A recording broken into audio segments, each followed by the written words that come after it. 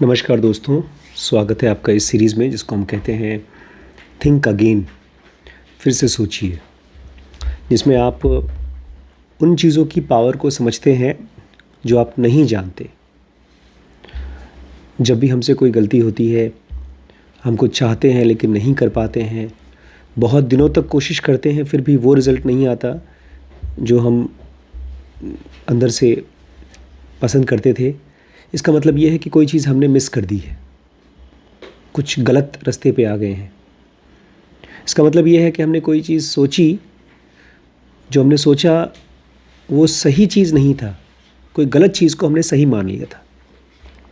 तो ये चैप्टर बहुत नया है, नाम भी बड़ा अच्छा है इसका, the Joy of being wrong. आमतौर पे जब हमको कोई चीज़ पता होता है जो हमारे हिसाब से सही है, हमारे हिसाब से असल में वो सही नहीं है, तो हमको उसके अगेंस्ट में अगर कोई कुछ बोलता है तो गुस्सा आता है। जैसे आज ही इलेक्शन हुआ, सबने वोट करके आए। आपने जिस पार्टी को वोट दिया, अगर उस पार्टी को आपका दोस्त, आपके परिवार वाले वोट नहीं देते हैं तो गुस्सा आता है। दो में से एक ही सही होगा, एक ही पार्टी जीतेगी। ऐसे ही लाइफ में भी जो डिसीजंस हम ले रहे हैं वो बहुत रेयरली सही होता है, यूजुअली गलत होता है। लेकिन फिर भी हम अपने गलत बातचीत को ही सही मान के खुश होते हैं। यहाँ तक कि जब हमारा रिज़ल्ट एकदम उल्टा आता है, हम चल रहे हैं दाहिने और वहाँ नहीं पहुँचते जहाँ हमको पहुँचना चाहिए, फिर भी हमको लगता है कि हम सही रास्ते पे थे, कुछ गड़बड़ कर दिया किसी ने। हमको अपने गलत चीज़ों को सोचने पे मज़ा आता है, हमको अपनी गलत चीज़ों को सोचने पे मज़ा आता है और इसीलिए हमको वो सही लगते हैं। ये ठीक ऐसा है जैसे कोई आदमी शराब पी रहा है या सिगरेट पी रहा है, दिमाग से गलत चीज़ है लेकिन उसको करने में मज़ा आ रहा है। तो आज के चैप्टर का नाम है जॉय ऑफ बीइंग रॉन्ग, कि जब आप गलत साबित हों, आपको कोई आदमी ये दिखा दे कि आपका ये थॉट, आपका ये डिसीजन गलत है, तो उसमें आपको जॉयफुल होना चाहिए, खुश होना चाहिए, जो बहुत रेयर क्वालिटी है, बहुत कम लोगों में होता है। तो आज के वीडियो में हम लोग कुछ खास टाइप के लोगों के बारे में समझेंगे जिनको मज़ा आता है जब वो गलत साबित होते हैं। ये बड़े अलग टाइप के लोग होते हैं। ऐसे लोगों को खोजने के लिए एक बहुत अनएथिकल, एक गलत, एक ऐसा टेस्ट किया गया, ऐसा स्टडी किया गया जो सही नहीं था, उसमें धोखा था। एक 1959 में एक बहुत प्रोमिनेंट साइकोलॉजिस्ट ने नए नए पार्टिसिपेंट्स को बुलाया, दिमागी डॉक्टर ने नए नए लोगों को बुलाया, एक बहुत wildly unethical study. Unethical study मतलब होता है कि जिसमें आपने कुछ झूठ, कुछ गलती का सहारा लिया है। एक तो स्टडी ये होता है, भाई देखो आप सबको हम ये इम्तिहान दे रहे हैं, आप इम्तिहान दो और हम आपको रिज़ल्ट देंगे। लेकिन एक स्टडी ये होता है कि हम आपको इम्तिहान दे रहे हैं लेकिन हम कुछ ऐसी बातें आपको ना बताएं जो उसमें होने वाली हैं और आपको उससे झटका लगने वाला है, इसलिए कह रहे हैं unethical study. He had handpicked a group of Harvard sophomores to join a series of experiments that would run through the rest of their time in college. इसने कुछ लोगों को बुलाया, सोफोमोर्स को। सोफोमोर्स मतलब 10वीं में पढ़ रहे हैं, नाइन्थ में नहीं, सोफोमोर्स मतलब नहीं 10th वाले हैं। 9th वालों को फ्रेशमैन कहा जाता है। फ्रेशमैन मतलब नाइन्थ, सोफोमोर मतलब 10th, जूनियर मतलब 11th, सीनियर मतलब 12th अमेरिका में। तो 10th के बच्चों को, कुछ बच्चों को हैंड पिक किया गया, एक एक करके इकट्ठा किया गया और उनको एक सीरीज़ ऑफ एक्सपेरिमेंट्स में एक एक करके ढेर सारे एक्सपेरिमेंट्स में उनको टेस्ट किया गया। The students volunteered to send a couple of hours a week contributing to knowledge about how personality develops and how psychological problems can be solved. ये जो टेस्ट था, इसमें बच्चों को बताया गया, देखो तुमको हम कुछ सवाल जवाब करेंगे और इसके ज़रिए हम लोग, मतलब पूरी दुनिया को ये पता चलेगा कि कैसे पर्सनालिटीज़ डेवलप होती हैं। कोई आदमी गुस्सैल है, कोई आदमी धोखेबाज है, कोई आदमी ईमानदार है, अलग अलग पर्सनालिटीज़ कैसे डेवलप होती हैं और कैसे हम साइकोलॉजिकल प्रॉब्लम्स को जो दिमागी प्रॉब्लम्स हैं उसको कैसे सॉल्व कर सकते हैं, उसी का ये टेस्ट होगा. They had no idea what that they were actually signing up to have their beliefs attacked. इन बच्चों को बेचारों को बिल्कुल आइडिया नहीं था कि ये जो लोग जिस रिसर्च में साइन कर रहे हैं, अपना अग्रीमेंट दे रहे हैं, उसमें इनकी बिलीव्स को, इनके विश्वास को खूब धक्का लगने वाला है, अटैक होगा. The researcher Henry Murray had originally trained as physician and biochemist. ये रिसर्च करने वाले थे हेनरी मरे, जो पहले तो फिजिशियन थे, डॉक्टर थे, और एक बायोकेमिस्ट थे जो दवाइयाँ वगैरह पढ़ाते थे. After becoming a distinguished psychologist, he was disillusioned that his field paid little attention to how people navigate difficult interactions, so he decided to create them in his own lab. ये बाद में बहुत विरले, बहुत डिस्टिंग्विश्ड, बहुत famous psychologist बने और उनको समझ में आया कि लोग ठीक से यहाँ काम नहीं करते, कि जो मुश्किल बातचीत होती है, जहाँ पर दो लोग बात कर रहे हैं लेकिन उन दोनों में ठीक से बात नहीं हो रही, डिफ़िकल्ट इंटरेक्शंस, जहाँ लड़ाइयाँ होती हैं, लड़ाई वहीं होती है जहाँ पर एक आदमी एक बात पर विश्वास करता है, दूसरा दूसरी बात पर. ऐसी चीज़ों को साइकोलॉजी ठीक से स्टडी नहीं करती. तो इन्होंने एक अपना खुद का एक एक्सपेरिमेंट बनाया अपने लैब में मुश्किल बातचीत को समझने के लिए.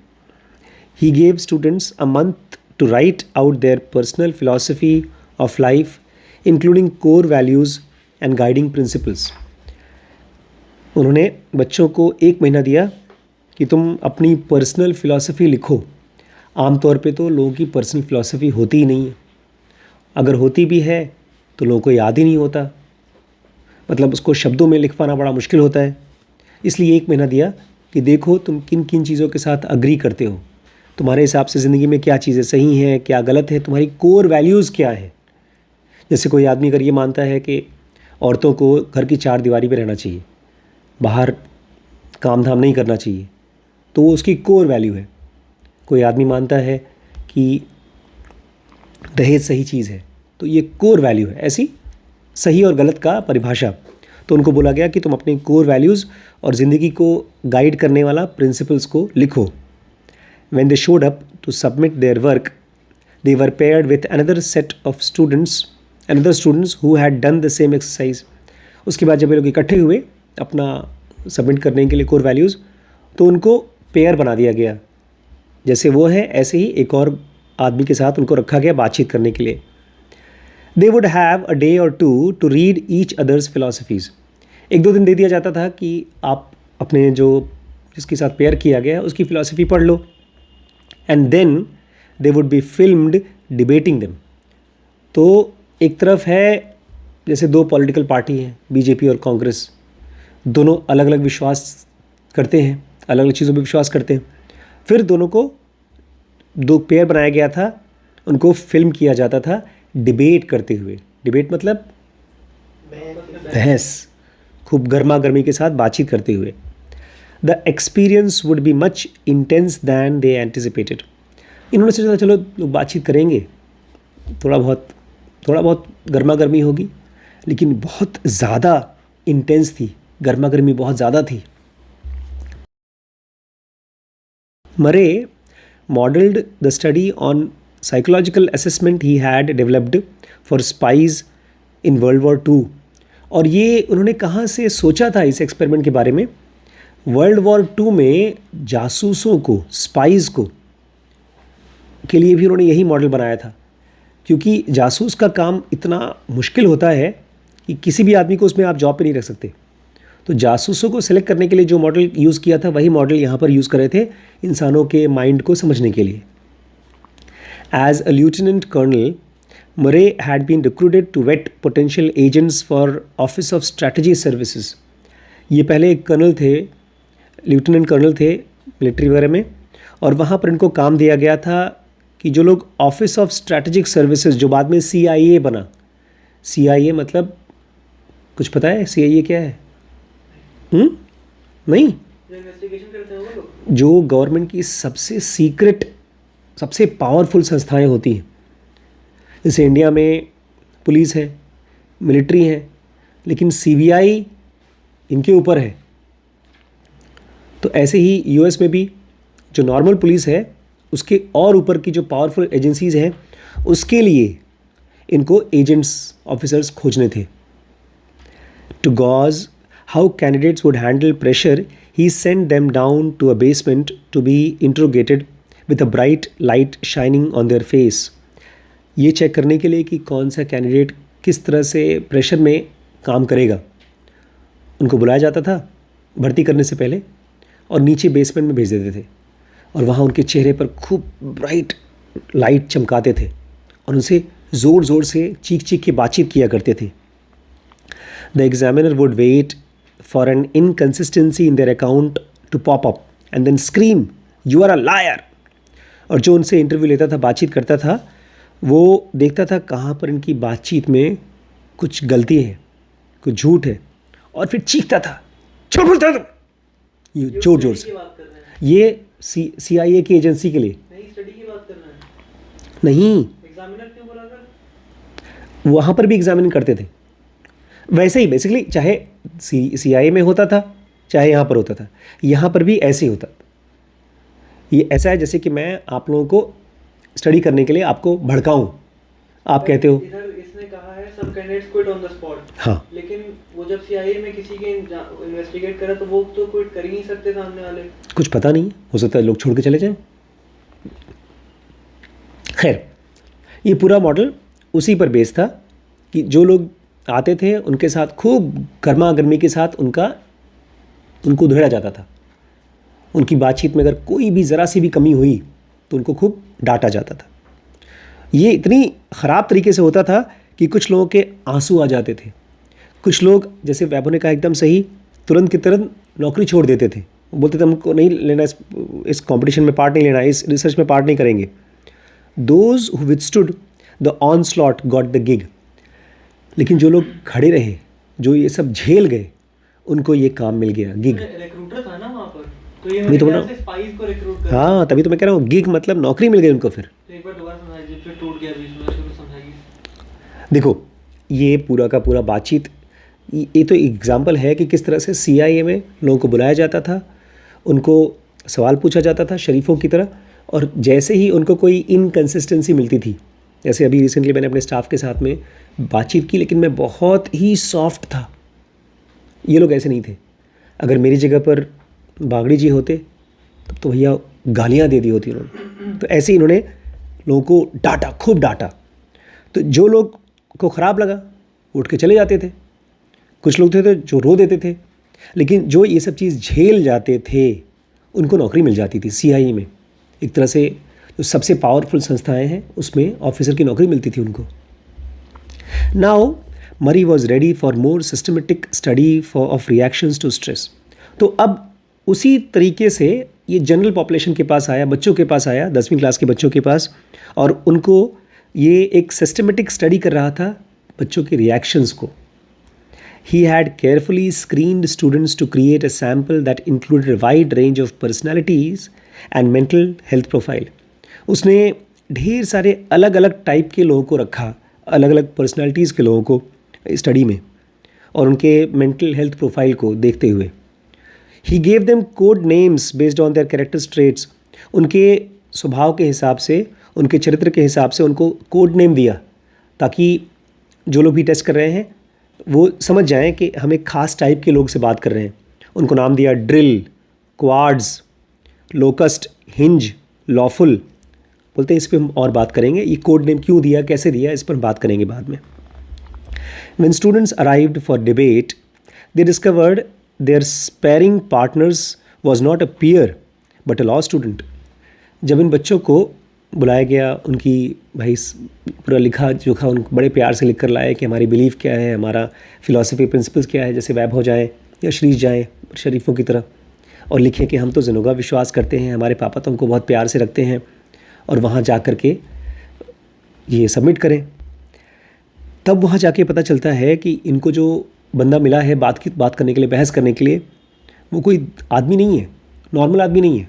वो तो एक तरह का लॉ स्टूडेंट है, वकील टाइप का है. What they didn't know was that the law student was in cahoots with research team. और इन लोगों को ये नहीं पता था कि जो लोग इनके साथ बहस कर रहे थे ये रिसर्च टीम के साथी थे. जैसे अगर आपको मैं भेज दूँ, बोलो जाओ यार एक रिसर्च हो रहा है, आपको पता ही नहीं कि आप जैसा आदमी वहाँ नहीं खड़ा है आपसे बात करने के लिए, वो पब्लिक का नहीं आदमी है, वो एक सीक्रेट इंट्रोगेटर है, कोई आदमी जो आपको बेसिकली तार तार करने के लिए, आपकी बखिया उधेड़ने के लिए वहाँ पर खड़ा है। His task was to spend 18 minutes launching an aggressive assault on their worldview. और उस आदमी का काम था 18 मिनट तक आपको एग्रेसिव असॉल्ट करेगा, खूब बेइज्जत करेगा, जो भी आपका वर्ल्ड व्यू है उसको तार तार करके ख़राब करेगा, कहेगा तुम सोचते हो सब बेवकूफ़ हो, तुम गलत हो, ऐसे कर करके, और आपको बेइज्जत करेगा उसके लिए। Murray called it a stressful interpersonal डिस्प्यूटेशन।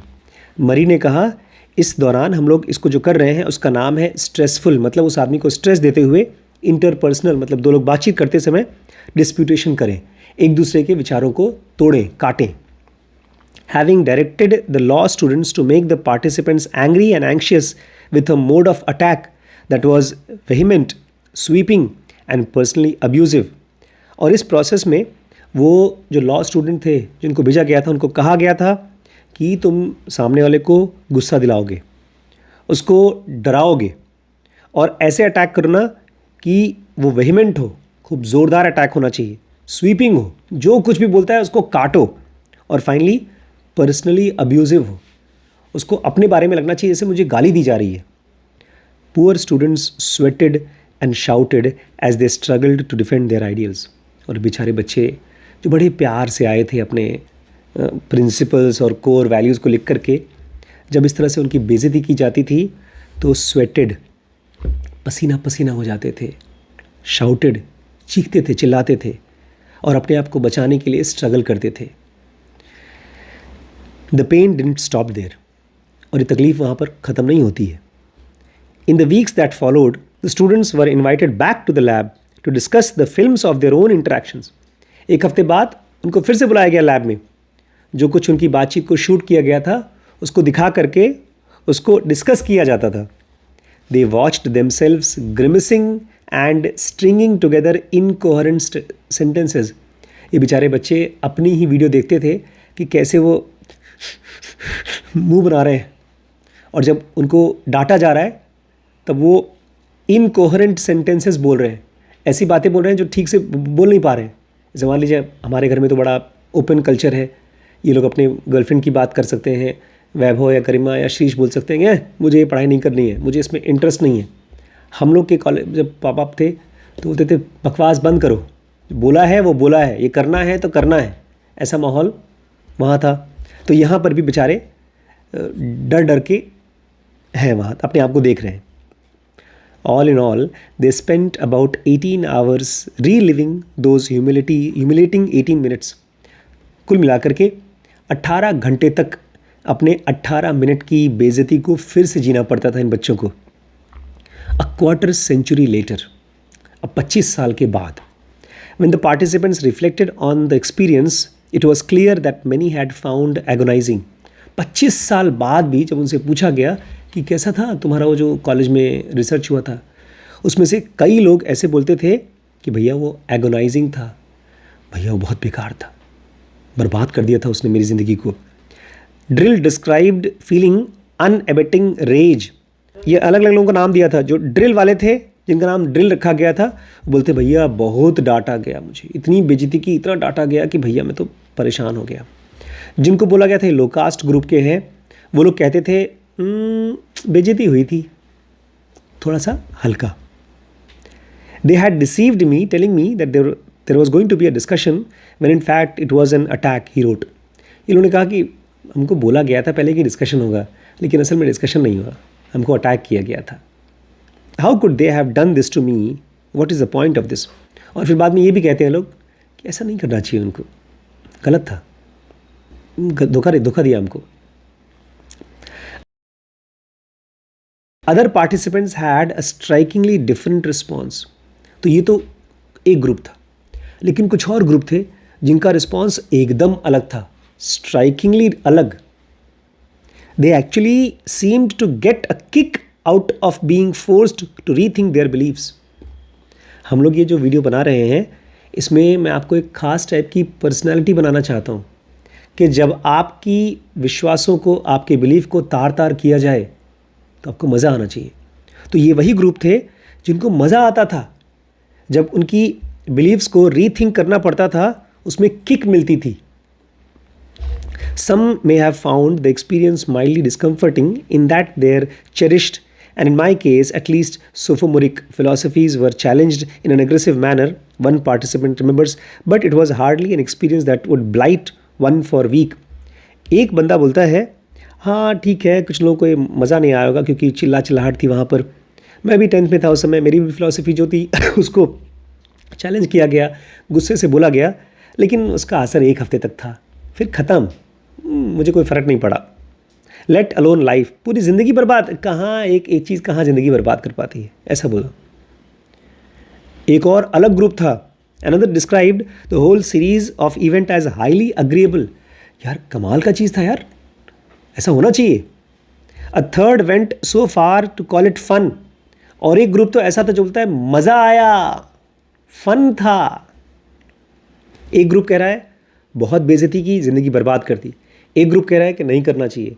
एक कह रहा है ठीक ठाक था, काम का चीज़ था, और एक कह रहा है मज़ेदार था। Ever since I first read about the participants who reacted enthusiastically, I have been fascinated by what made them tick. Author कह रहे हैं जब से मैंने इन लोगों के बारे में पढ़ा था तो मुझे ये लग रहा था कि ये कैसे लोग हैं जो अपनी बेइज्जती कराने में भी खुश रहते हैं, एंथुजियास्टिकली रिस्पॉन्ड करते हैं। कौन सी चीज़ है जो उनको टिक करती है, जो चलाती है? How did they manage to enjoy the experience of having their beliefs eviscerated. ये कैसे लोग हैं जो अपनी बिलीव्स को एविसरेट होते हुए एंजॉय करते हैं? पता है एविसरेट मतलब क्या होता है? खत्म करना है, तोड़ना, अंतड़ियाँ निकालना। एविसरेट किया था भीम ने, किसको? दुर्योधन को, मार कर उसकी आंख निकालना। ऐसे ही फीलिंग होती है जब हमारे विश्वासों को कोई और बेइज्जत करता है। जैसे आप गए थे प्रिंसिपल के ऑफिस के सामने, कैसी बेइज्जती की, 1.5 घंटे के लिए कोई मिला ही नहीं, साइन नहीं किया, भूख लगी है, टेंशन हो रही है, फ्रस्ट्रेशन हो रही है, बिना बोले आपको बेइज्जत कर दिया। तो ये जानना चाहते थे आखिर ये कैसे लोग हैं जिनकी बिलीव्स को तार तार किया जाता है और उसको एंजॉय करते हैं, and how can the rest of us learn to do the same. और ऑथर कहते हैं ऐसा कैसे हो सके कि हम भी एक अपने लिए कर सकें, बिकॉज हर रोज़ हम कोई ना कोई बिलीफ मान लेते हैं। 99% वो बिलीफ गलत होती है, इसलिए हमारी ज़िंदगी के रिजल्ट्स भी गलत होते हैं। बट फाइनली एक बच्चा स्कूल में अगर पढ़ रहा है, उसको मौज मस्ती करने का मन है, पढ़ाई करने का मन नहीं कर रहा है, तो उसकी बिलीफ गलत है, उसका करियर ख़राब होने वाला है।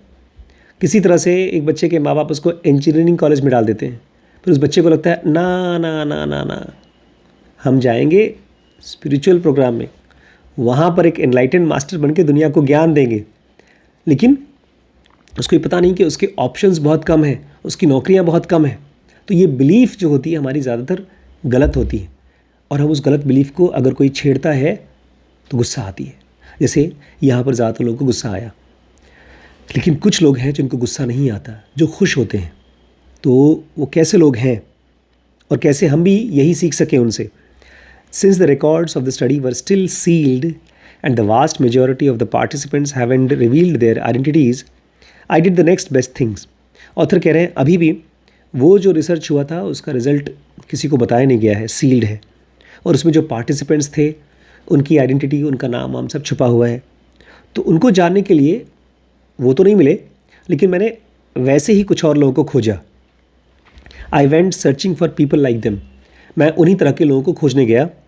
आई found Nobel prize winning scientist, तो मुझे मिले नोबल प्राइज़ जो दुनिया का सबसे बड़ा इनाम होता है उसको पाने वाले scientists, and the 2 of the world's top election forecaster, और 2 दुनिया के सबसे अच्छे टॉप इलेक्शन फोरकास्टर जो भविष्यवाणी करते हैं कि कौन जीतेगा इलेक्शन में।